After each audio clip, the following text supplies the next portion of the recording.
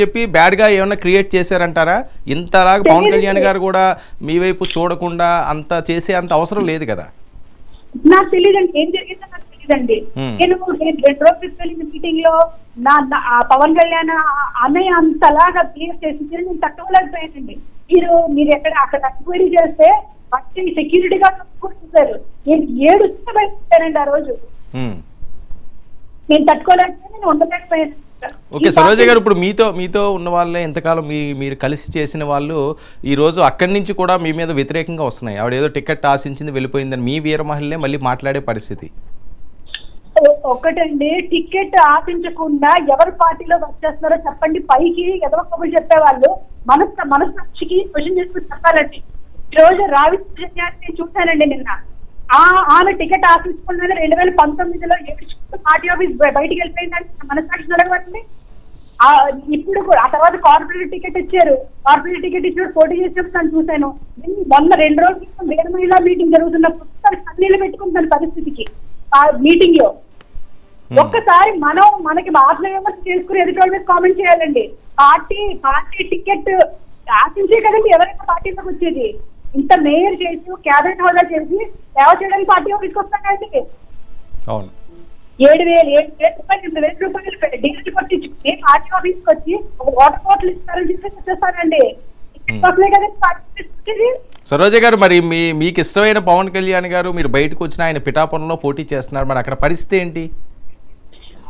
Clear అండి, ఒకటి మాత్రం క్లియర్. ఇక్కడ ఎవరైతే కోవట్ గా పనిచేస్తున్నారో అతను జనసేన పార్టీ అంతం చేయడానికి వచ్చాడండి. కళ్యాణ్ గారు తెలుసుకోవట్లేదు. ఎవరు కూడా పవన్ కళ్యాణ్ గారిని ఈ రోజు ఓడించింది కాదండి. అక్కడ నాదెండ్ల మనోహర్ తెలుగుదేశం పార్టీయే ఓడిస్తుందండి ఆయన్ని. ఎవరు ఓడించారు? పిఠాపురం సీటు కష్టమా పవన్ కళ్యాణ్ గారికి? మీ అంచనా, మీరు ఆ ప్రాంత వాసే కాబట్టి టైట్ చేసి నాలే అండి. ఇప్పుడు మీకు అన్ని తెలుసు. పిఠాపురంలో ఏదైనా సరే ఒక పార్టీ నెగ్గింది అంటే ఖచ్చితంగా దానికి ఆపోజిట్ లో గవర్నమెంట్ వస్తుంది అనేది తూర్పుగోదావరి జిల్లా ఉన్న సెంటిమెంట్. అవును. మరి అది అలాంటి సెన్సిటివ్ నియోజకవర్గాన్ని, కాపులు ఎక్కువగా ఉన్న నియోజకవర్గాన్ని మరి ఎందుకు ఎంచుకున్నట్టు, ఎందుకు సెలెక్ట్ చేసినట్టు?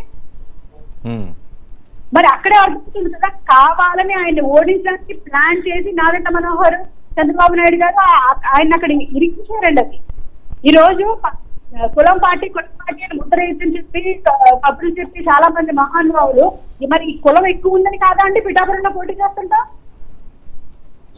మరి ఆయన అన్ని కుర్చీలు కలుపుకుని వెళ్లే వాళ్ళు మీతో చోటు చేయాల్సింది. కాకినాడ రూరల్ పోటీ చేయాల్సింది కదండి. సెట్టిపల్లిలు ఎక్కువగా ఉన్నప్పుడు సెట్టిపల్లి మరి అప్పుడు పవన్ కళ్యాణ్ గారికి ఓట్లు వేస్తారు కదా, ఇక్కడ పోటీ చేయాల్సిందండి. పిఠాపురం లేకపోతే అర్బన్ పోటీ చేయాలండి. గారంపూడి చంద్రశేఖర్ రెడ్డికి మాట్లాడితే కౌంటర్లు ఇచ్చి మాట్లాడితే నువ్వేంటి అని చెప్పి మాట్లాడిన వ్యక్తి ఈ రోజు అక్కడ టీడీపీకి ఎందుకు ఇచ్చిందండి?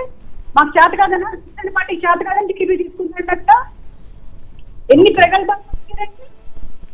ఓకే, మీ ప్రయాణం ఏంటి సరోజ గారు? మరి ఒక శకం ముగిసింది, ఇంతకాలం జనసేనతో ఉన్నారు, మరి మీ ప్రయాణం ఏంటి, మీ అడుగులు ఏంటి, ఏ రకంగా ముందుకు సాగిపోతున్నారు రాజకీయ పరంగా? నేను పార్టీ రిప్రజెంట్ చేయడానికి ముఖ్య కారణం పవన్ కళ్యాణ్ గారు మమ్మల్ని పట్టించుకోకపోవడం అండి.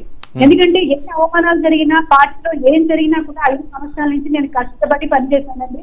నేను అదే నిబద్ధతో ఉంటానండి. నేను ఎప్పుడైతే పవన్ కళ్యాణ్ గారు కూడా మమ్మల్ని పట్టించుకోవట్లేదు, ప్రెసిడెంట్ సెక్రటరీకి ఫోన్ చేస్తే అక్కడ అన్నారు మీ విషయం మేము పవన్ కళ్యాణ్ గారు దృష్టిలో పెట్టామండి, వాళ్ళు ఆయన రెస్పాండ్ అవ్వట్లేదు చెప్పారు. అది నిజమో కాదో నాకు తెలియదు.